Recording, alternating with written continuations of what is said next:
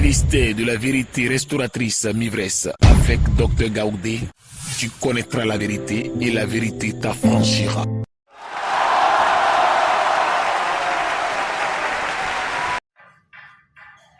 Amen. Amen. Le rachat, c'est-à-dire ce qui est vendu. Si moi je vends ma chose, c'est normal. Mais quelque chose qui ne m'appartient pas, je vends. Quand le propriétaire va voir, ça veut dire que nous deux, on va lutter maintenant. Et celui qui a l'argent, il va dire, bon, je rachète ça. Je vais racheter, c'est-à-dire je vais reprendre par mes moyens, je vais reprendre. On ne rachète que ce que quelqu'un d'autre a vendu. Amen. Amen. Ce qui t'appartient.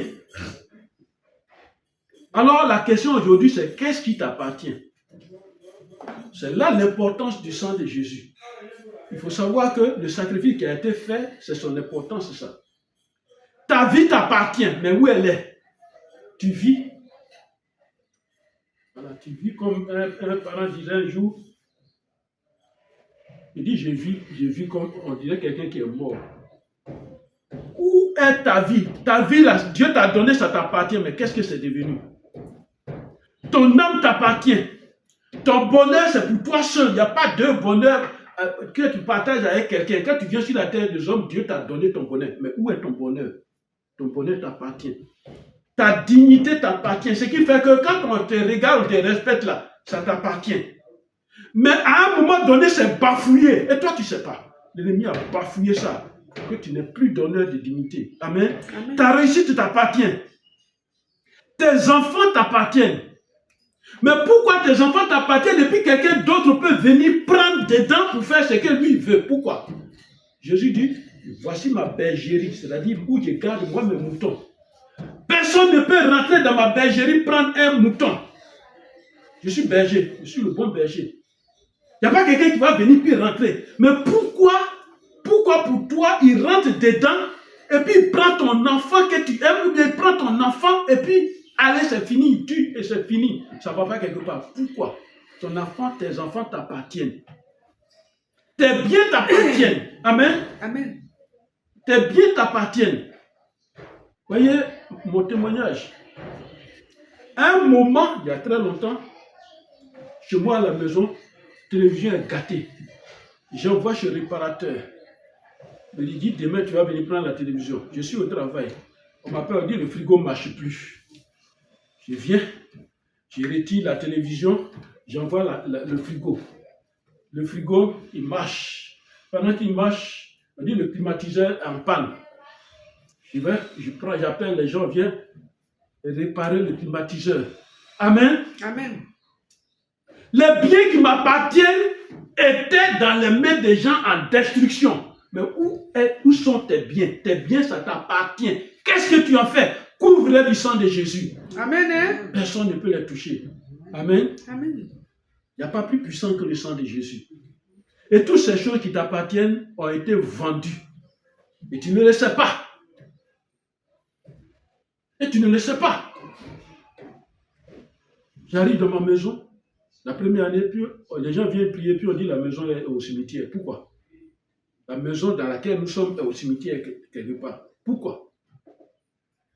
Le monde spirituel est très vaste et profond. Amen. Amen. Sachez-le très bien, c'est ça le ministère de la vérité restauratrice. Tout ce qu'on fait, les manigances, on crie à l'église, on fait. Le diable lui croise les bras et puis à l'église, il vous regarde. Faites vos tapages, amusez-vous, sautez, Jésus est puissant, Jésus est bon. Si tu veux battre sur la tête, danse sur la tête, tu finis, dis bon, tu as fini. Allons maintenant faire notre combat, notre travail. Amen. Amen. Amen. Amen. Mais pour les récupérer, tout ce qui t'appartient pour les récupérer, il te faut ce qu'on appelle le droit de rachat.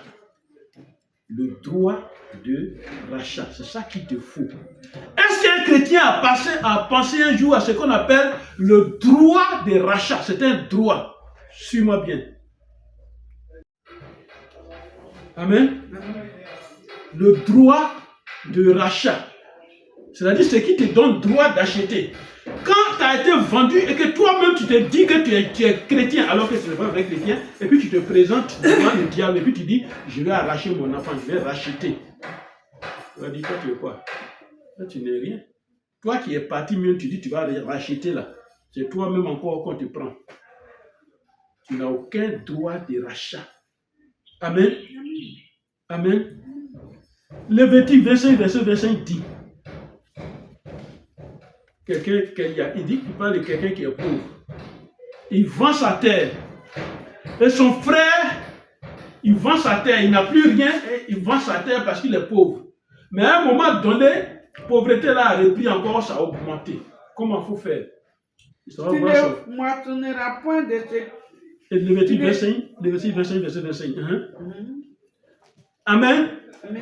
Il va voir si son ton frère. devient pauvre, Si ton frère devient pauvre, et vend une portion de sa propriété, et vend une portion de ce qui lui appartient, il va y passer. Qui a le droit de rachat, qui a fait ça?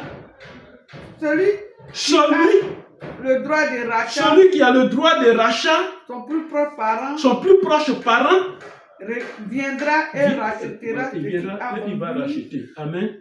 Ce qui a vendu son frère. Voilà, ce qui a vendu son frère. C'est lui qui a le droit de rachat. Pourquoi? Je te parle du monde physique d'abord. Hein. C'est lui qui a les millions. Toi, tu as vendu, ton frère n'était pas au courant, et puis tu es pauvre, tu as vendu. Il vient en vacances au village, il vient en congé, et puis il se rend compte que la terre, la partie là est vendue. Il dit, mais pourquoi tu as vendu? Je n'avais rien à manger. Je t'appelle, je n'avais même pas ta voix, je n'avais rien à manger. Il dit, bon, d'accord. Tu as vendu à qui? Il s'en va le voir. Le type dit, j'ai acheté à 1 million. Mais je ne vends pas à 1 million, je vends à 2 millions. Il dit, bon, tiens les 2 millions. Je reprends la terre. Vous voyez, celui qui a racheté à 2 millions, regardez l'effort qu'il a fait. Quelque chose qu'il a acheté à 1 million, lui, il double le prix, et puis l'autre vient, il rachète ça.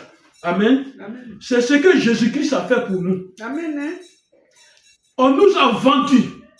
On nous a achetés à un petit prix de rien du tout.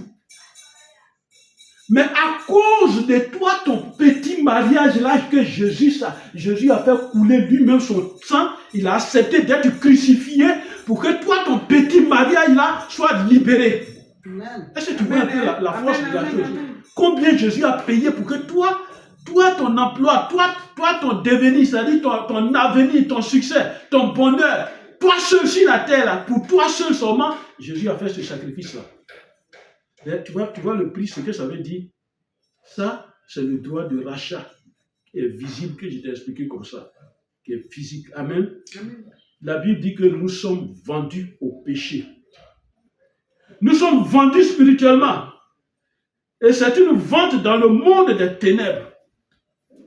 Amen. Amen. Une vente dans le monde des ténèbres. Mais avant, quand il y avait ces choses et qu'on avait des problèmes, comment on pouvait racheter? Nos parents faisaient des libations. On prend un verre d'eau ou bien on prend du sang dans quelque chose et puis on dit, son bonheur qu'on a pris là, comme tu retournes à Abidjan, les ancêtres n'ont qu'à prendre ça. Ton bonheur est libéré. Ta réussite est libérée. On verse un peu. Voilà. Tout ce qu'on a dit contre toi, c'est libéré. On verse un peu. Tout ce qu'on a fait, c'est libéré. Ou bien on tue un poulet, on dit, le sang qui coule là, ça te libère. C'est ce qu'on appelle la libation. Ça, c'était dans le monde. Mais Jésus a vu qu'aucune libation ne peut sauver l'homme. Et Jésus a fait lui-même la libation. Comment? Il est sur la croix, on a percé ici, l'eau est sortie, le sang est venu verser. C'est une libation pour te sauver. Amen. Est-ce que tu comprends ces choses-là? Amen. On a fait un sacrifice Avant, on faisait un sacrifice. Mais Jésus dit, je suis le sacrifice. C'est-à-dire, le mouton de sacrifice, là, c'est moi. Abraham devait sacrifier son fils. Quand il a soulevé le couteau, il voulait percer son fils. Maintenant, la parole de Dieu dit, Abraham, regarde derrière toi, il y a un mouton de sacrifice. Il faut le prendre, il ne faut pas tuer l'enfant. C'était déjà une préfigure de l'image de ce qui devait arriver. Amen. Amen. Amen. Amen. Même si on devait te sacrifier, on a déjà sacrifié Jésus. Parce que dans le monde spirituel, c'est le droit. Hein. Ils ont leur droit. Amen. Amen. Voilà. On a sacrifié Jésus. Toi, tu es en Jésus. De quel droit tu vas te permettre d'aller? Jésus dit, personne ne peut me ravir mes brebis de mes mains. Amen. Hein? Amen. Amen.